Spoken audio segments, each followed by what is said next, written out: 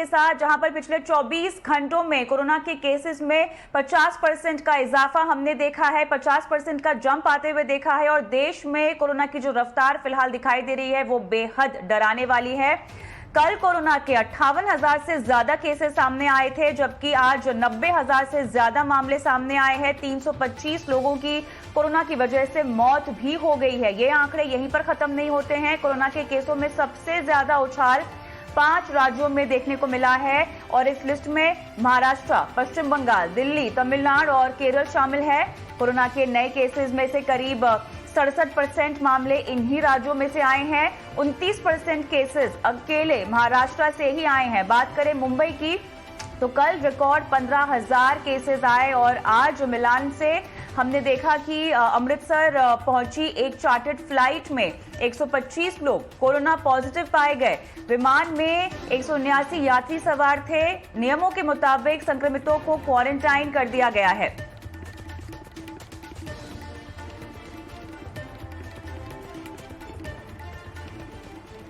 देश में ओमिक्रॉन की भी तादाद बढ़ रही है, केसेस बढ़ रहे हैं और पिछले 24 घंटों में संख्या जो है 2600 के पार चली गई है। स्वास्थ्य मंत्रालय की ओर से जारी की गई जो आंकड़े हैं उनके मुताबिक देश में अब तक 2630 ओमिक्रॉन के मामले सामने हुए हैं और इन आंकड़ों के मुताबिक देश में अब तक 2630 ओमिक्रॉन के मामले दर्ज हो चुके हैं। हालांकि 995 लोग इससे रिकवर भी हुए हैं। लेटेस्ट आंकड़ों में हमने देखा है कि महाराष्ट्र से ही सबसे ज्यादा मामले सामने आए हैं और यहां अब तक लगभग 797 ओमिक्रॉन के केसेस दर्ज हुए हैं। अच्छी बात यह है कि 330 मरीज भी अब ठीक हो चुके हैं। दिल्ली की बात करें 465 मामले आए हैं। राजस्थान में 236 और 234 ओमिक्रॉन के केसेस केरल से मिले हैं।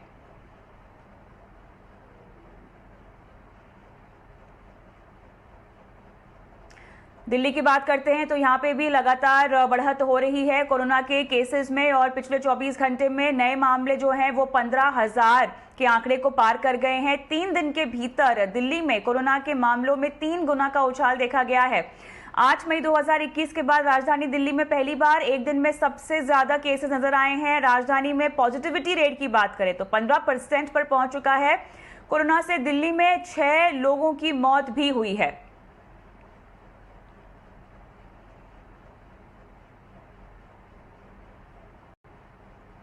तो दिल्ली में कोरोना के बढ़ते केसेस को देखते हुए दिल्ली सरकार ने वेकेंट हॉल को कोविड सेंटर में तब्दील करना भी शुरू कर दिया है और कोरोना की दूसरी लहर इस बार लोगों को बेड के लिए जूझना ना पड़े, जो देखा गया था सेकेंड लहर में, इसके लिए कदम उठाए जा रहे हैं। सरकार ने फिलहाल 100 फुल सपोर्ट ऑक्सीजन बेड और 100 ऑक्सीजन कॉन्सेंट्रेटर की व्यवस्था की है।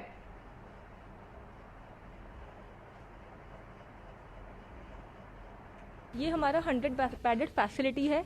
हमारे पास 100 फुली सपोर्टेड ऑक्सीजन बेड्स हैं, कंसंट्रेटर्स हैं, हमारे पास ऑक्सीजन सिलेंडर्स हमारे पास हैं जी। यहाँ पे माइल्ड से माइल्ड पेशेंट हम एडमिट करेंगे। जो भी केस सीवियर होगा या कोई पेशेंट जिसको ज़्यादा हाई फ्लो ऑक्सीजन की डिमांड होती है या वेंटिलेटर की डिमांड होती है तो हमारे साथ LNJP हॉस्पिटल एसोसिएटेड है, हम वो पेशेंट वहाँ रेफ़र कर देंगे।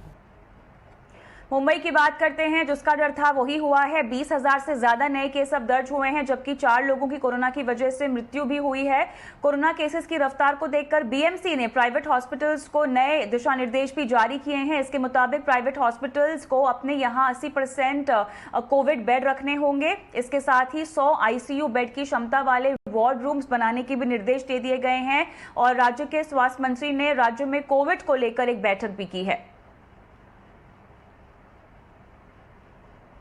पवार साहब ने आज करीबन एक 30 से लेके 45 मिनट तक अंदाज से जो मीटिंग ली, उसमें उन्होंने डिटेल में क्या स्थिति है उसका भी एक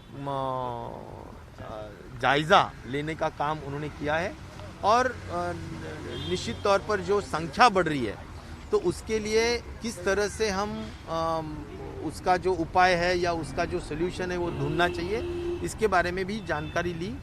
काफ़ी हद तक तो उन्होंने यानी हमारे स्वास्थ्य विभाग से ये भी जानकारी नोट मंगवाई है कि जिससे क्या करना चाहिए क्या नहीं करना चाहिए, यह भी जानकारी उन्होंने एक नोट के माध्यम से मांगी है।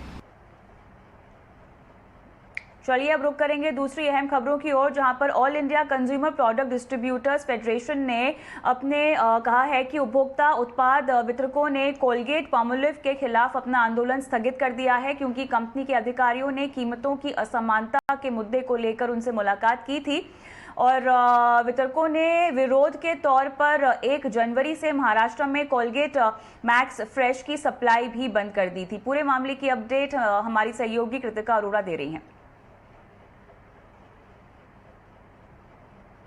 कंज्यूमर प्रोडक्ट्स डिस्ट्रीब्यूटर्स ने जो प्रोटेस्ट शुरू करा हुआ था अगेंस्ट कोलगेट पामोलाइव, उसको टेम्परेरी रिजॉल्व कर दिया है और डिस्ट्रीब्यूटर्स कह रहे हैं कि उन्होंने वापस से महाराष्ट्र स्टेट में कंपनी के प्रोडक्ट्स को सप्लाई करना शुरू कर दिया है। तो EICPDF जो कि all India consumer products distributors federation है, उन्होंने कहा था कि वो जनवरी 1 से कंपनी के प्रोडक्ट्स को, कुछ प्रोडक्ट्स को जैसे कि कोलगेट मैक्स फ्रेश, उसको महाराष्ट्र में सप्लाई करना रोक देंगे, क्योंकि कंपनी अभी तक आगे नहीं आई है और फेडरेशन से बात नहीं करी है कि वो इस प्राइस डिस्पैरिटी के इश्यू को रिकॉग्नाइज करते हैं, एक्नॉलेज करते हैं या उसको एड्रेस करेंगे। तो अब AICPDF कह रहा है कि उनकी जनवरी 5 को कंपनी के ऑफिशियल्स के साथ मीटिंग हुई है, बैठक हुई है, जिसमें कंपनी ने उन्हें सांत्वना दी है कि वो इस प्राइस डिस्पैरिटी का इश्यू जो चल रहा है बिटवीन डिस्ट्रीब्यूटर्स और ऑर्गेनाइज्ड प्लेयर्स जैसे कि Jio Mart, Metro cash and carry, इस इशू को रिजॉल्व करने की कोशिश करेंगे। और इनफैक्ट डिस्ट्रीब्यूटर्स के लिए एक ईमेल भी बनाया है जिसके थ्रू डिस्ट्रीब्यूटर्स कोई भी अपना ग्रीवेंस या कंप्लेंट एविडेंस के साथ कंपनी को कम्युनिकेट कर सकते हैं। तो डिस्ट्रीब्यूटर्स कह रहे हैं कि वो 3 महीने तक रुकेंगे और देखेंगे कि अगर ये इश्यू रिजॉल्व हो पाता है, और अगर नहीं हो पाता है तो वो दोबारा से कंपनी के अगेंस्ट प्रोटेस्ट जारी करेंगे। तो अभी हमें पता है कि कुछ दिनों पहले HUL के साथ भी इशू रिजॉल्व हुआ है और अभी लेटेस्ट खबर ये है कि कोलगेट पामोलाइव के साथ भी इशू रिजॉल्व हो चुका है। बात करते हैं शेयर बाजार में आज हुए कारोबार की, जहां पर 4 दिन की तेजी पर ब्रेक लगा है। 1% से ज्यादा लुढ़का है बाजार और निफ्टी करीब 179 अंक गिरकर 17,745 पर, और सेंसेक्स की बात करें 621 अंकों की गिरावट के साथ 59,601 पर बंद हुआ है। बाजार में आज का दिन कैसा रहा है, तमाम डिटेल्स दे रहे हैं हमारे सहयोगी शरद दुबे। जी बिल्कुल, ये ग्लोबल फैक्टर्स का भी एक कारण बन सकता है, जहाँ पे जो इस साल में सबसे पहला दिन है जहाँ पे लॉसेस देखने को मिला, और हाँ 4 दिन का गेनिंग स्ट्रीक भी जो है टूटा। तो ओवरऑल मुनाफा वसूली कह नहीं सकते, लेकिन हाँ IT सेक्टर में जरूर कह सकते हैं, क्योंकि उनके नतीजे आ रहे हैं अगले हफ्ते। अगर देखा जाए तो मिड कैप और स्मॉल कैप इंडिसेस ने लेकिन अच्छा प्रदर्शन किया इस समय। अभी 3% पिछले 5 दिन में आपके मिड कैप इंडिसेस भागे, और स्मॉल कैप जो है आज भी रैली किया, और पिछले 9 दिन में 8 दिन जो है वो आ गए। हालांकि निफ्टी बैंक में आज इंट्राडे रिकवरी जरूर हुई थी 500 पॉइंट की, लेकिन फिर भी 5 दिन का गेनिंग स्ट्रीक जो है उन्होंने ब्रेक किया। अब देखिए कौन कौन सेगमेंट्स में बाइंग देखने मिली। तो सबसे पहले आपके infra, capital goods, sugar, textile, ये छोटे छोटे जो स्टॉक्स है या जो आपके छोटे सेक्टर्स है, यहाँ पे थोड़ी मूवमेंट देखने मिली। लेकिन हाँ IT जो इंडेक्स एज अ होल है पिछले 3 सेशन से प्रेशर में था, और बिकवाली आपकी रियलिटी, BFSI, एनर्जी और सीमेंट स्टॉक्स में भी देखा गया। अब निफ्टी की टॉप गेनर्स के बारे में बात कर लेते हैं, जहां पे UPL जो है यहाँ पे एक ब्रोकरेज अपग्रेड आया और स्टॉक जो है 2% के ऊपर था।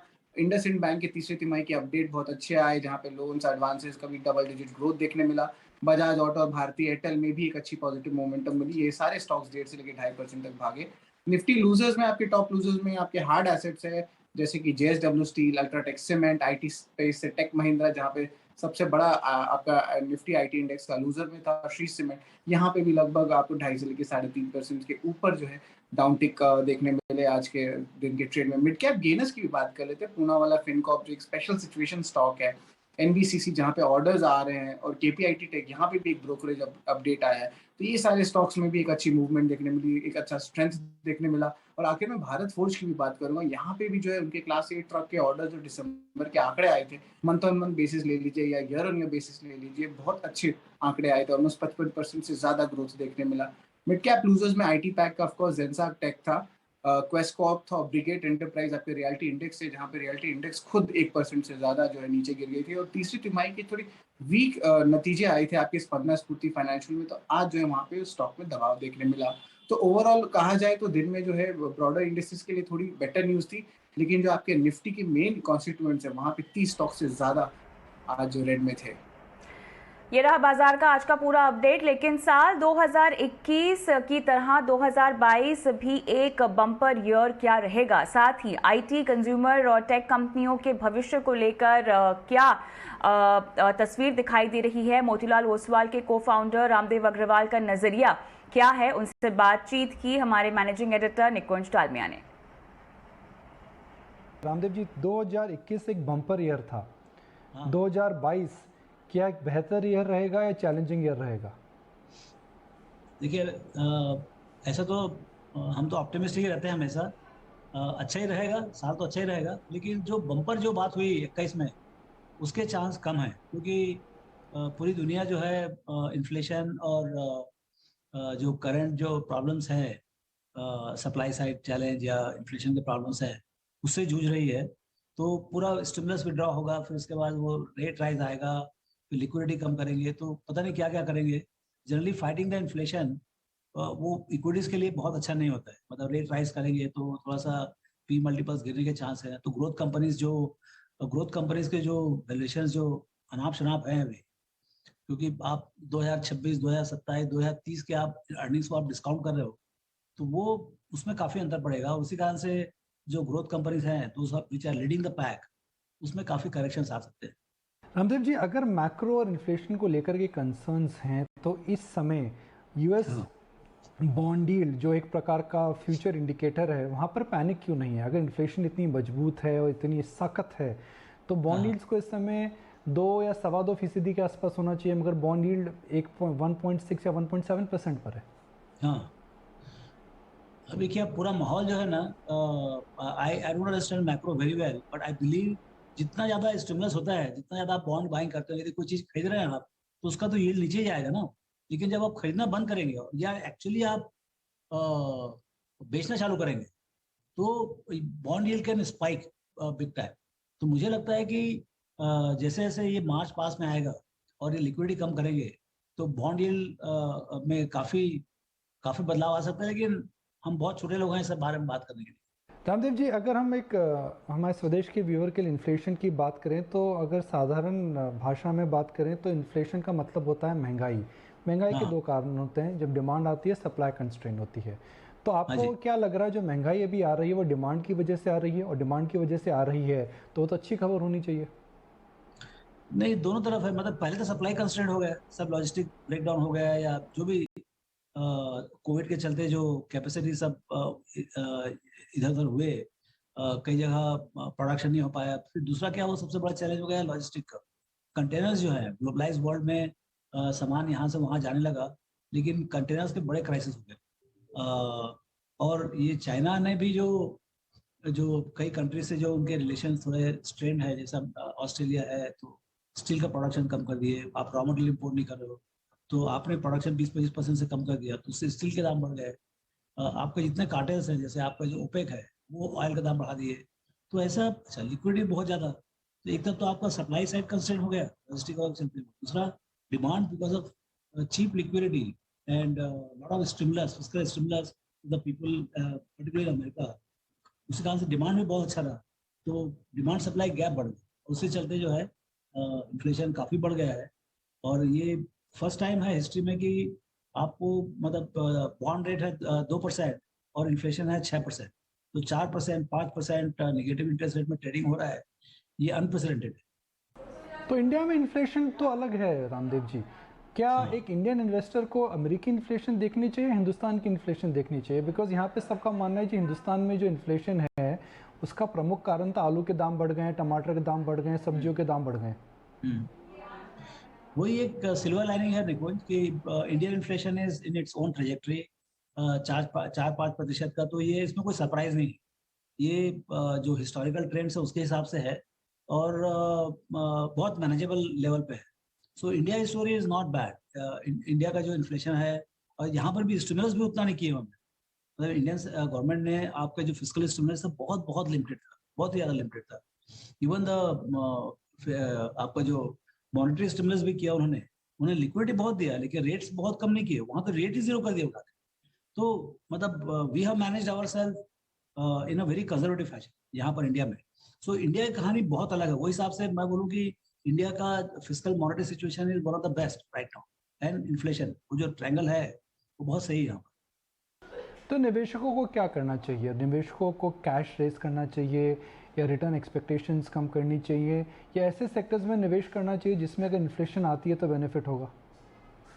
देखिए निवेशक को मतलब यदि आइडियाज मिले तो इन्वेस्ट करते आना चाहिए, क्योंकि देखिए ये सब तेजी मंदी की बात तो कर सकते हैं जरूर, लेकिन अपने मालूम में आउटकम बहुत अलग होता है।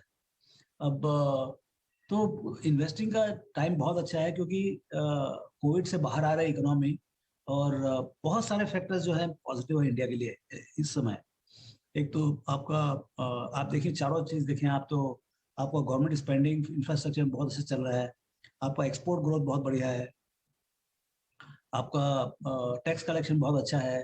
थोड़ा सा कंजम्पशन जो है थोड़ा वीक है, क्योंकि कंज्यूमर डिमांड कुछ हद तक लोअर एंड में अभी भी थोड़ा वीक है, बट वो जैसे कोविड खत्म होगा 4-6 महीने में, आई थिंक वो भी वापस आएगा। तो मेरे ख्याल से अच्छा, इंडिया का जो चाइना प्लस स्ट्रैटेजी है ग्लोबली, उसी कारण से इंडियन बिजनेसेस को बहुत ज्यादा एडवांटेज है। अच्छा, आपके 2 सेक्टर बड़े हैं, आपके टेक और बैंकिंग, वो दोनों का हालत बहुत बढ़िया है। तो ऐसा सब मिला के आप देखें तो मुझे ऐसा लगता है कि ये समय ऐसा है कि इसमें आप यदि कॉशियसली आप यदि इन्वेस्ट करते रहें तो मतलब ये समय है इन्वेस्ट करने का, यहाँ से भागने का नहीं। तो आईटी में जो ग्रोथ है, how much of the good news is in the price? सबको पता है आईटी कंपनीज अच्छी कमाई कर रही हैं, सबको पता है आईटी कंपनीज की ऑर्डर बुक अच्छी हैं। एक्सेंचर के नंबर के बाद ये बात भी सबको पता लग गई जी, आईटी कंपनीज के अंदर अभी मार्जिन प्रेशर नहीं है। मगर जो चीज़ सबको पता होती है शेयर बाजार में, वो सबको पता होती है, are IT stocks price to perfection? नहीं, प्राइस टू परफेक्ट तो नहीं है, इट इज प्राइस्ड इन। आपने सही बोला कि सब बातें आ चुकी हैं तो क्लियरली प्राइस में है, लेकिन ये कितना लंबा जर्नी है। देखिए क्या हो रहा था, आपका जो डिजिटल पोर्शन था, पोर्शन जो जैसे आपका इन्फोसिस है, टीसीएस है, तो इसमें आपका जो ट्रेडिशनल बिजनेसेस थे वो उसमें डिक्लाइन हो रहा था 5% 10% का, बट दैट वाज 80%। तो 80% में 10% आपको डिक्लाइन होता था और 20% में 30% 40% ग्रो होता था। तो नेट 3-4% 5% ग्रोथ होता था। बट अब क्या हो गया है, डिजिटल पोर्शन जो है 50% हो गया और रेस्ट ऑल हैज बिकम 50%। तो उसी कारण से यहाँ पर यदि आपको 50% ग्रोथ होता है और वहां पर 10% डिक्लाइन भी हो जाए तो भी 15-17% डॉलर ग्रोथ होना जो है ना अब पॉसिबल हो गया है, और ये क्वेश्चन बढ़ते आएगा। तो उसी कारण से मुझे लगता है कि अब ये जो है, ये जो ग्रोथ की जर्नी है वो 1 साल की नहीं है। ये मुझे लगता है कि मतलब जिनसे बात करता हूँ मैं, उनसे देख के ऐसा लगता है कि वो बोलते हैं कि भाई ये Y2K से भी 10 गुना बड़ा अपॉर्चुनिटी, तो 3-4 साल तो चलना ही चाहिए इसका ग्रोथ। और उसके ऊपर से फिर प्राइसिंग कोई प्राइस नहीं कर रहा है कि इसमें प्राइस बढ़ भी सकता है। तो मुझे लगता है कि जो इंडियन आईटी ने जो 20 साल में 25 साल में जो 20 साल में जो जर्नी की है या 25 साल में जो जर्नी की है वो अनप्रेसिडेंटेड जर्नी है। अब हम लोग 150-170 बिलियन डॉलर के एक्सपोर्ट तक पहुंच गए हैं। 95 में 1 बिलियन डॉलर था, आज 170 बिलियन डॉलर है। प्रॉफिट जो था 0 था 95 में, आज के दिन में 25% जो टोटल प्रॉफिट है कॉर्पोरेट्स का वो इनके तरफ है। आपका number 1 company is about to earn 50,000 crore profit in a year. तो ये जो जर्नी है ये और बड़ी बनेगी, और मुझे ऐसा लगता है कि अगला 5 साल गोल्डन पीरियड होगा।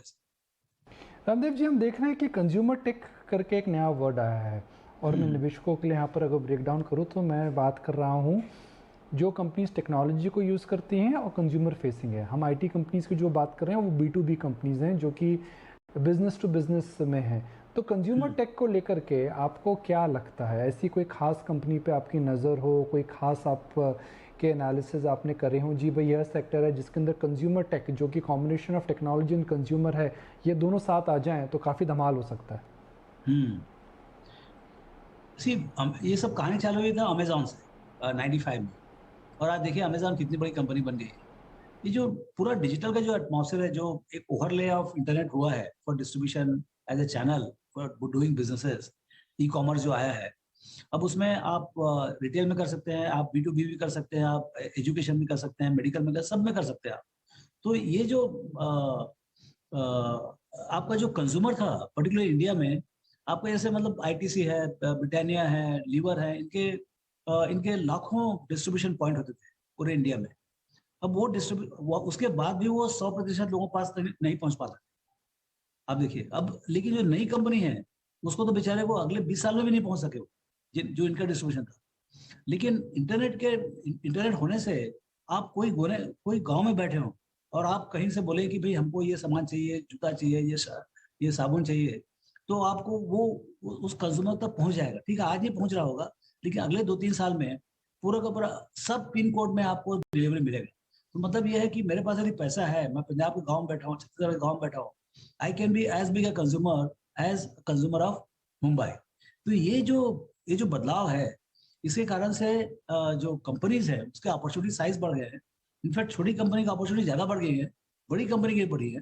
तो उसके चलते जो बिजनेसेस खड़े होंगे, पर्टिकुलरली कंज्यूमर बिजनेस, जिनको अच्छे प्रोडक्ट्स हैं और डिजिटाइज कर दिया उन्होंने डिस्ट्रीब्यूशन, तो आप देख लीजिए, बता रहे हैं 3-3, 4-4 साल में 400, 500, 1000 करोड़ के बिजनेस खड़े हो रहे हैं। तो ये तो तूफान है, ये काफी बढ़ेगा आगे।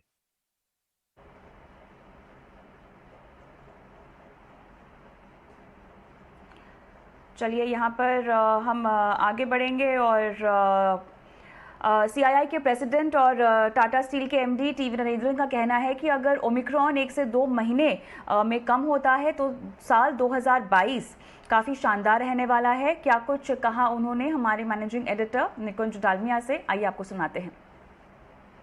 2021 was a good year. Do you think we have makings of 2022 becoming grand?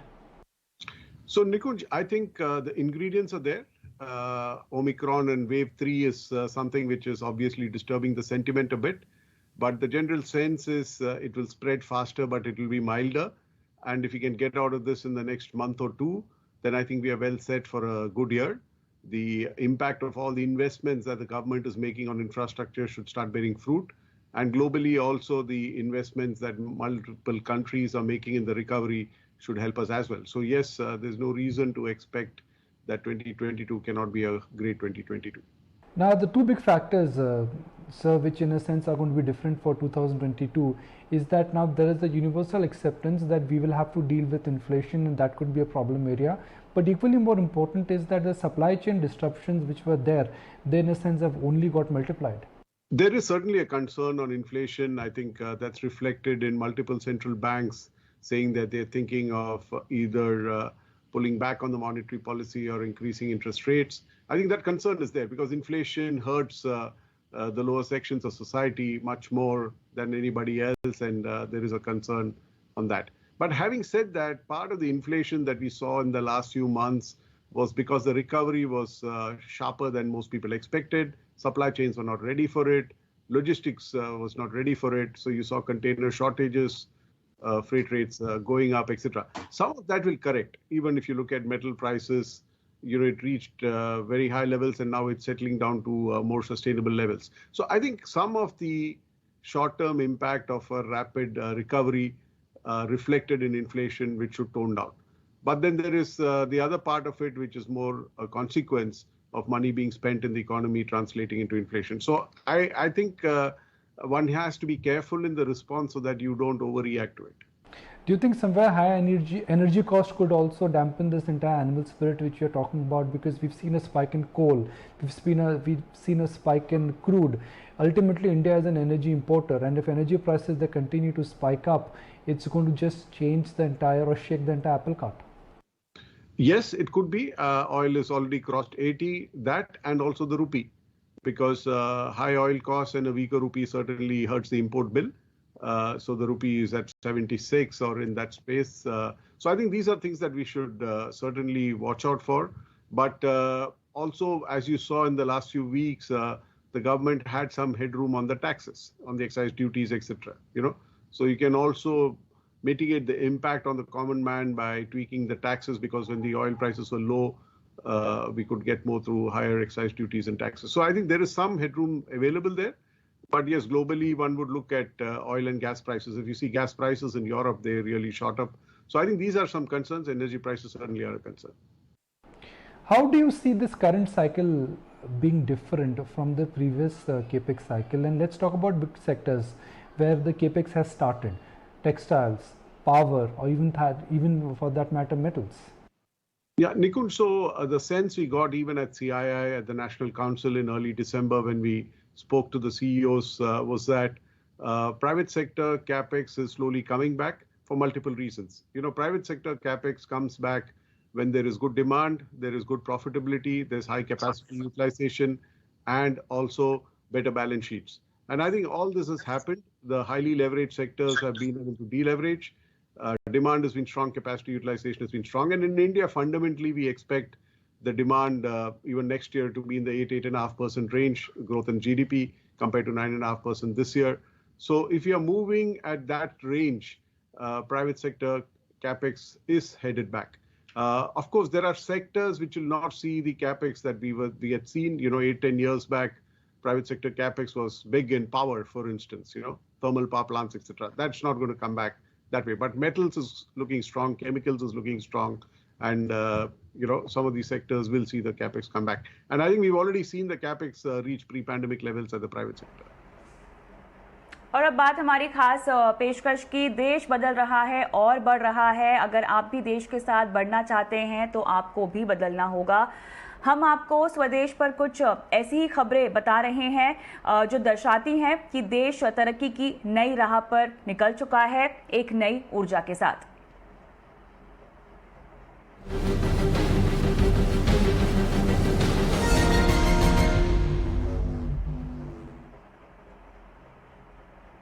Mukesh Ambani company Reliance industries ने $4 अरब का मेगा फॉरेन करेंसी बॉन्ड जारी किया है। ये किसी भारतीय कंपनी की ओर से जारी किया गया अब तक का सबसे बड़ा बॉन्ड इशू है। इसमें निवेशकों ने भी जबरदस्त दिलचस्पी दिखाई है। ये इशू 3 गुना सब्सक्राइब भी हुआ है और इस मेगा इशू का एक अहम बैंकर सिटी बैंक इंडिया भी है। हमारे सहयोगी अजय शर्मा ने इस मेगा इशू को लेकर सिटी बैंक इंडिया के हेड आशु खुल्लर से एक्सक्लूसिव बातचीत की। I think certainly Reliance has started the year with a big bang, and I think it's kind of their tradition to do things in a very big way, in a very innovative way, and I think this is an extension, very much an extension of that philosophy. And as you yourself noted, I think it's the largest foreign currency bond by an Indian issuer. It's also the tightest spread ever achieved by an Indian corporate. And then even if you look at from an Asia perspective, certainly the first 40-year tranche by an Asian corporate, and I think it's even the lowest coupons achieved by an Asian corporate in the 30 and 40-year categories. Huge demand and, great timing, I think, from our perspective, which Reliance chose. Investors are fresh with money in the new year allocations. I think there is going to be a fair amount of interest for companies worldwide to try and hit the, bond markets, as you noted, because I think there's an expectation that the rates may be headed higher. So I think, again, from that perspective, I think great timing. It's also been a while. Reliance is coming back to the international bond markets after a gap of 4 years. And if you look at the journey which the company has had from what used to be a more traditional oil and gas company to now, look at Jio, look at their retail strategy, look at the new energy strategy. But it's a totally transformed company. It's a totally transformed credit. And I'd say that while the equity markets have had an experience of going through the journey, this is probably the first time the fixed income global investors, the top asset managers, the top insurance companies, the banks have had an opportunity to hear that story. And I think I'd say the investors have voted with their wallets. And that's why you had a book which was almost 3 times the size of the deal. And to put it in context, Ajay, last year, the entire foreign currency bond issuance from India was $21 billion, and this one deal had an order book of, over $11.5 billion.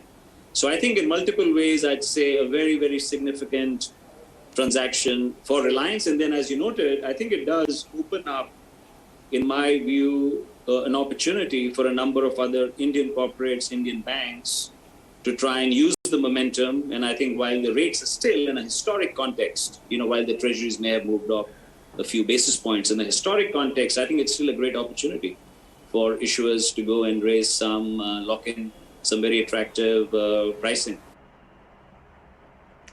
Covid के दौर में ने लोगों को जिंदगी जीने का तरीका जो है उनका बदल दिया है। जहां इस दौर में लोग डिजिटल हुए तो ऑनलाइन खरीद फरोख्त की और भी यहां पर इसके मूड बन गए। और इसी के साथ साथ जब लॉकडाउन लगा तो लोगों ने घर बैठे बैठे कमाई के नए तरीकों पर भी विचार किया है और यही वजह है कि साल 2019 से 2021 तक दोगुने लोगों ने शेयर मार्केट में एंट्री की है। देखिए हमारी ये खास रिपोर्ट।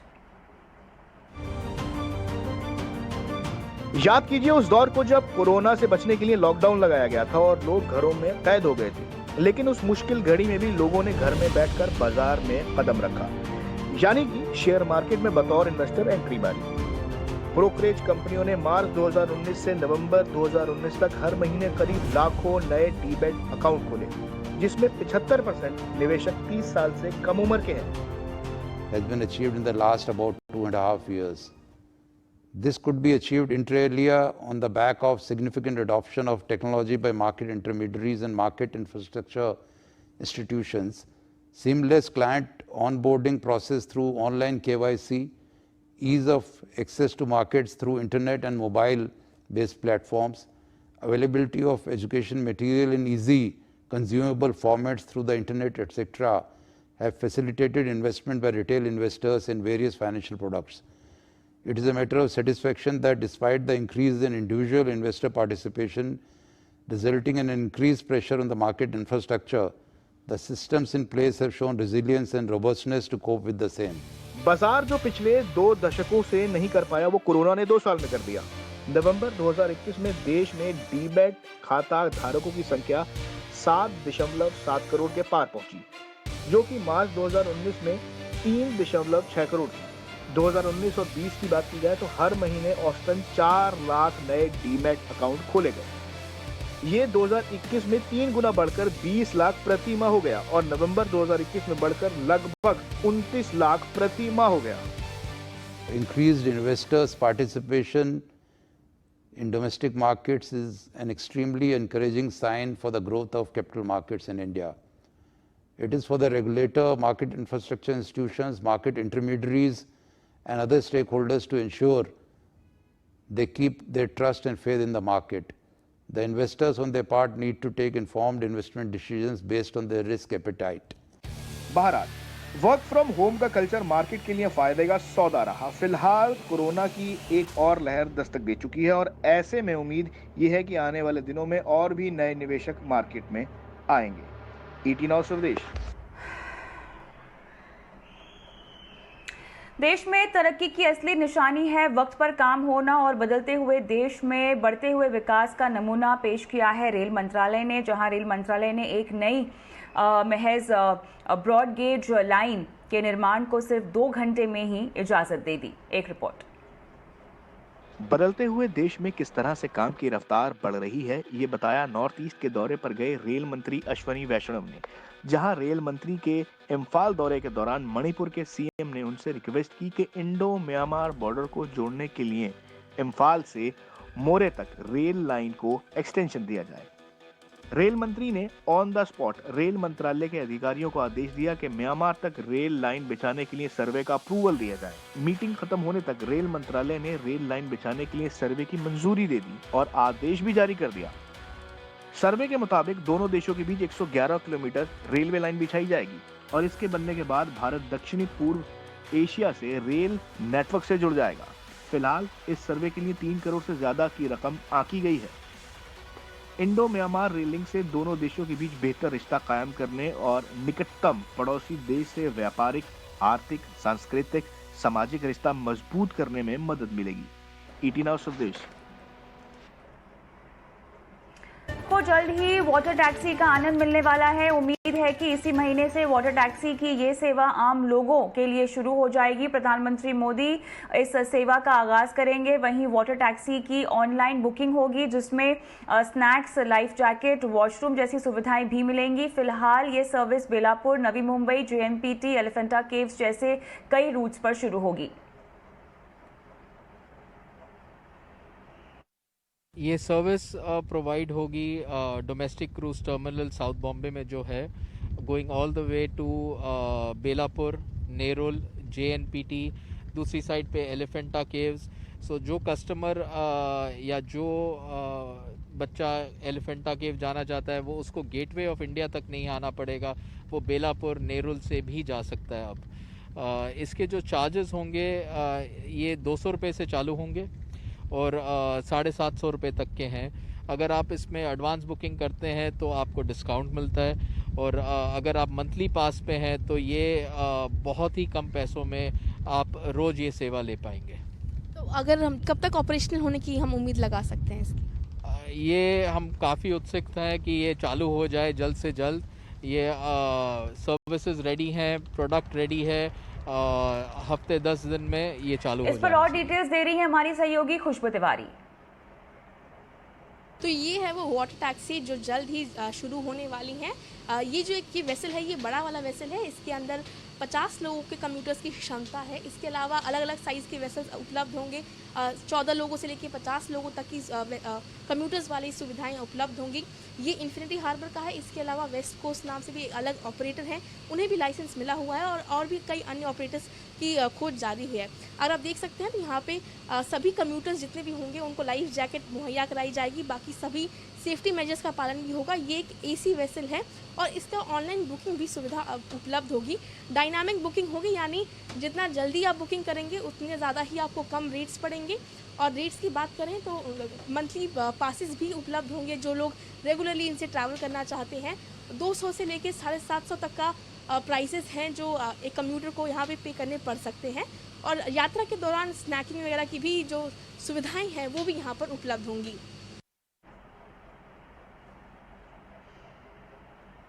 ईवी स्कूटर को लेकर ओला पूरे जोरों शोरों से जुटी है और ओला के फाउंडर और CEO भावेश अग्रवाल ने ट्विटर पर एक तस्वीर साझा की है और लिखा है कि रोजाना ओला 1000 ओला इलेक्ट्रिक स्कूटर का निर्माण हो रहा है। आपको बता दें कि इलेक्ट्रिक गाड़ियों की दौड़ में ओला भी शामिल हुई थी और उन्होंने ईवी स्कूटर लॉन्च किया था, जिनका इन दिनों प्रोडक्शन जोर शोर से चल रहा है।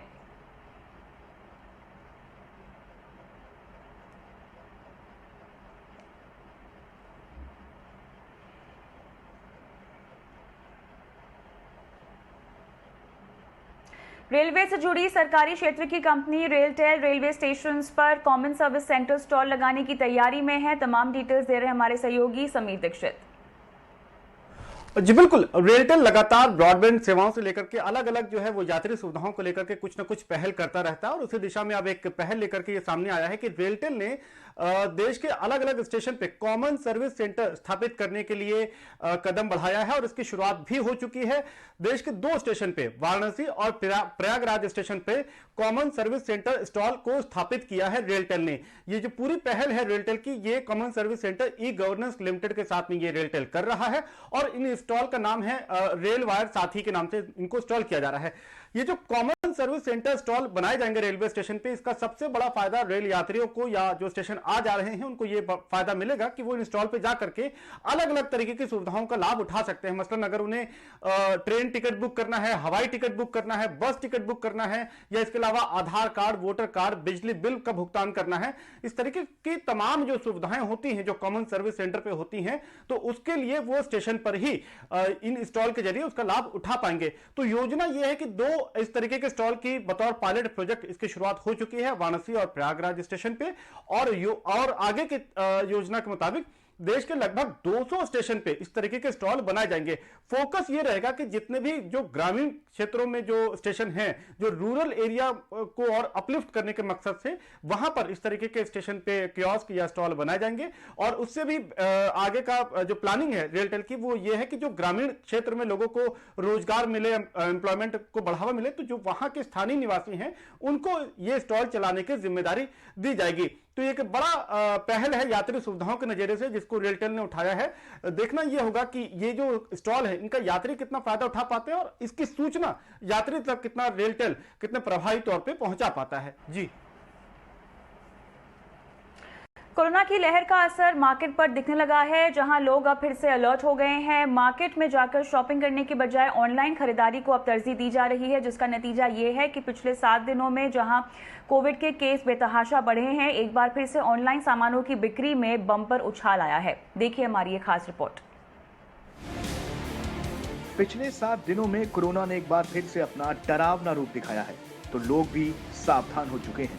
फिर से बाजारों से भीड़ कम होने लगी है। वहीं स्टोर शेल्फ और ई-कॉमर्स प्लेटफॉर्म से जरूरी सामान गायब होने लगे हैं। इसके अलावा रोजाना इस्तेमाल के जरूरी सामानों की ऑनलाइन बिक्री पिछले कुछ दिनों में 15% तक बढ़ गई है।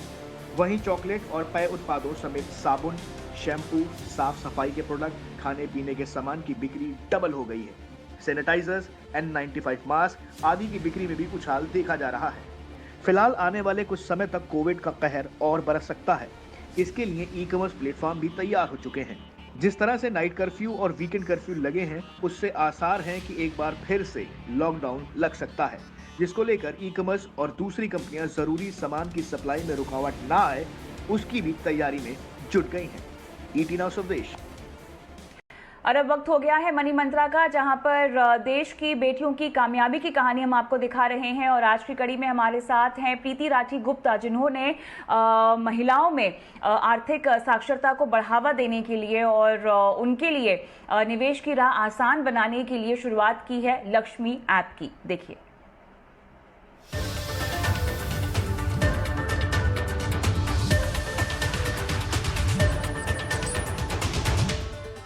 बात हो रही है आपके प्लेटफॉर्म लक्ष्मी की। बताएं मुझे इसके बारे में, आपने कैसे सोचा, क्या प्रेरणा आपको मिली, कैसे प्रेरित हुई आप इसके लिए? कविता, सबसे पहले आपको और ET नाउ स्वदेश के सारे दर्शकों को नए साल की बहुत बहुत बधाई। लक्ष्मी एक्चुअली मैं काफी सालों से आपको पता है कि फाइनेंशियल सर्विसेज में हूँ, और इस दौरान मेरा एक एक्सपीरियंस ये रहा है एंड कंसिस्टेंटली एक्सपीरियंस रहा है कि औरतें जो है वो इस पूरे मार्केट से, फाइनेंशियल सर्विसेज से, इन्वेस्टमेंट से, इस पूरे अरीना से काफी बाहर छूट रही हैं।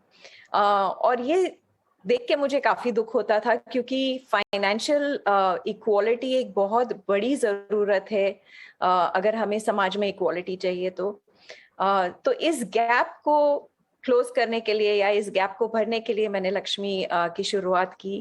ये करीब 3 साल पहले इसको एक इंडिपेंडेंट कंपनी की तरह मैंने शुरू किया। ये एक आज स्टार्टअप है और हम इसको पिछले 3 साल से और पर्टिकुलरली 1.5 साल से, जब से ये प्लेटफॉर्म तैयार हो गया है, इसमें हमें हमारी सारी सुविधाएं महिलाओं के लिए, जैसे कि आप सीखने की, लर्निंग की, इसके बारे में, मनी इश्यूज के बारे में कॉन्वर्सेशन करने की और इन्वेस्टमेंट करने की सारी सुविधाएं हैं। तो ये लक्ष्मी अब पिछले 1.5 साल में हमने काफी, स्पेशली कोविड टाइम्स में, काफी बड़े कदम लिए हैं इसमें, और हमारे पास अब काफी बहुत सारी विमेन इन्वेस्टर्स है प्लेटफॉर्म पे। और ये देख के बड़ी बड़ी खुशी होती है कि एक मकसद धीरे धीरे वो कामयाब हो रहा है। जो आप कह रही हैं कि महिलाओं की भागीदारी आपके प्लेटफॉर्म पर बढ़ती हुई दिखाई दे रही है, और खासतौर से कोविड के बाद से इसमें इजाफा हुआ है। मुझे बताएं, जब महिलाएं आपके प्लेटफॉर्म से जुड़ती हैं, जब आपसे जुड़ती हैं, तो निवेश को लेकर ऐसे कौन से संदेह होते हैं उनके मन में, ऐसी कौन सी दुविधाएं होती हैं, क्या क्या एप्रीहेंशंस होते हैं उनके मन में, जिनको आपको सुलझाना पड़ता है और उनको बारीकी से समझाना पड़ता है कि उनकी जिंदगी में आर्थिक आजादी का महत्व क्या है? सबसे पहले तो कविता, अगर आप देखें कहीं पे भी ये एक कोई भी प्लेटफॉर्म नहीं था अभी तक औरतों के पास जहां वो निसंकोच अपनी जो भी पैसे के बारे में, बचत हो या निवेश हो, उसके बारे में बात कर पाए। हमारा जो इकोसिस्टम है वो इसेंशियली बहुत मेल डोमिनेटेड है, और इसीलिए महिलाएं बहुत संकोच करती हैं सवाल पूछने में। तो सबसे पहले तो हमने एक प्लेटफॉर्म, एक कम्युनिटी क्रिएट की है इसमें, जहां विमेन एक दूसरे से आके ये बात कर सकती है। हमें पता है कि विमेन बाय नेचर बहुत कोलैबोरेटिव है, और एक दूसरे से जब हम डॉक्टर के पास जाते हैं, डॉक्टर हमें कुछ भी सलाह दे, हम एक बार हमारे पियर्स जो है, कम्युनिटी, माँ हो, बहन हो, फ्रेंड्स हो, उनसे जरूर एक बार राय लेते हैं। तो एक कम्युनिटी एक सेल्फ डाउट जो औरतों में है उसको रिमूव करता है, और दूसरा एक ट्रस्ट बिल्ड करता है खुद में और लक्ष्मी प्लेटफॉर्म में। तो ये सबसे पहले सबसे बड़ी नींव इस प्लेटफॉर्म की ये है। और यहाँ हम देखते हैं जिस इस तरह के सवाल औरतें आके पूछती है, और ये काफी स्पेसिफिक टू वुमेन है, क्योंकि भले ही आप कमाती हो, आप या ना कमाती हो, अगर आप एक गृहिणी है और आप बचत कर रही हैं, लेकिन उस पैसे को आप खुद इंडिपेंडेंटली उसके बारे में कैसे डिसाइड करें, ये मोस्टली सवाल इसके अराउंड रहता है। लेकिन हम ये भी सवाल, काफी वुमेन बहुत फाइनेंशियल गोल ओरिएंटेड होती है, तो काफी हमारे सवाल उनके बच्चों की पढ़ाई, एजुकेशन, उनके खुद के फर्दर एजुकेशन, उसके या फैमिली का कोई फाइनेंशियल गोल हो, उसके प्रति रहता है कि हम इस गोल के लिए हम कैसे इन्वेस्ट करें, कैसे अपना पैसे ग्रो करें। ऑल्सो इससे पहले सबसे बड़ा एक जो फ्रिक्शन पॉइंट है, बचत तो महिलाएं और औरतें बहुत अच्छे से करती हैं, लेकिन वो जो स्टेप होता है कि हम इस बचत को कैश में ना रख के सेविंग्स अकाउंट में या फिक्स डिपॉजिट में नहीं रख के और इसको फाइनेंशियल इंस्ट्रूमेंट में डालें, ये एक बहुत बड़ा फ्रिक्शन पॉइंट है। और इसके अराउंड काफी सारे सवाल होते हैं, स्पेशली रिस्क के बारे में, कि इसके बारे में हमको क्या जानना चाहिए, और ये सिंप्लीफाई करना, जार्गन फ्री उनको बताना और रिलेटेबल करना, ये काम है जो लक्ष्मी कर रही है इन सब सवालों के अराउंड। बिल्कुल, आप अपने आप में एक मिसाल हैं, क्योंकि आप महिलाओं को प्रेरित कर रही हैं कि वो अपनी फाइनेंशियल नीड्स को समझे और उसे एड्रेस करें और उस कदम में आगे भी बढ़े। मुझे बताइए, देखिए बड़े शहरों में तो ना प्रीति, हम सब अधिकतर जो महिलाएं हैं वो अपनी फाइनेंशियल जिंदगी की बागडोर अपने हाथ में ले लेती हैं काफी हद तक, अगर मैं कंपेयर करूं इसको टियर 2 और टियर 3 टाउन्स में। लेकिन क्या आपको लगता है कि छोटे मझोले शहरों से भी महिलाओं में जागरूकता उनकी फाइनेंशियल लाइफ को लेकर आ रही है? क्या इस तरह का कुछ रिस्पॉन्स आपको लक्ष्मी में देखने को मिला है? कविता, यहाँ मैं आपको थोड़ा सा करेक्ट करना चाहूंगी कि मेट्रो सिटीज हो, जैसे कि बड़े शहर हो, बॉम्बे, दिल्ली, बैंगलोर जैसे शहर, यहाँ भी हमने देखा है, क्योंकि हमारी ऑलमोस्ट 50% महिलाएं इन बड़े शहरों से आती है। प्लेटफॉर्म पे जो महिलाएं हैं, उन्हें भी अर्निंग के बारे में, फाइनेंशियल इंडिपेंडेंस यानी कि खुद का करियर बिल्ड करना और खुद के लिए एक अर्निंग का जरिया करना, इसके बारे में तो कॉन्शियसनेस है। लेकिन जहां तक पैसे इन्वेस्ट करना है, आज भी वो अपने male family members, father, brother, husband, उन सब पे बहुत डिपेंडेंट है।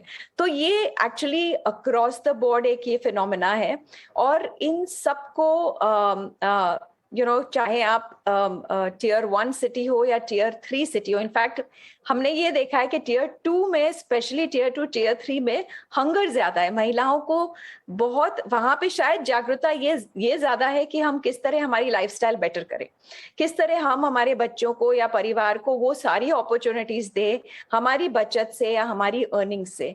तो ये अक्रॉस द बोर्ड एक जरूरत देखी है हमने, और इसको सॉल्व करने के लिए, क्योंकि हमारा प्लेटफॉर्म कंप्लीटली डिजिटल है, एक ऐप है, आप उसको हमने इसलिए इजी कर दिया है कि महिलाएं, आप टियर 1 में हो या टियर 3 में हो या टियर 2 में हो, आप उसको एक्सेस कर सकती है, सारी इंफॉर्मेशन, आप सारे सवाल पूछ सकती है और अपने पैसे इन्वेस्ट भी कर सकती है।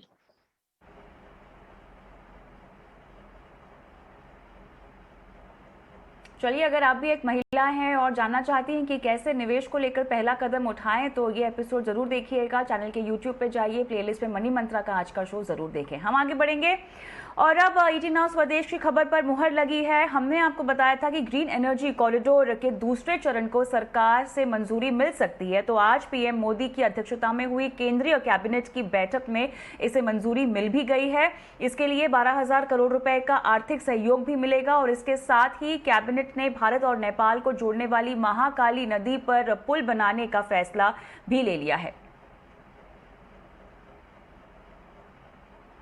ग्रीन एनर्जी कॉरिडोर, इसके लिए किया गया है। ग्रीन एनर्जी कॉरिडोर के फेज 2 को आज स्वीकृति मिली है। इस स्कीम पर लगभग 12,000 करोड़ रुपया खर्च होगा और इस स्कीम के माध्यम से 10,750 सर्किट किलोमीटर ट्रांसमिशन लाइन का निर्माण होगा और लगभग 20 गीगावाट रिन्यूएबल पावर का इवैक्यूएशन किया जाएगा।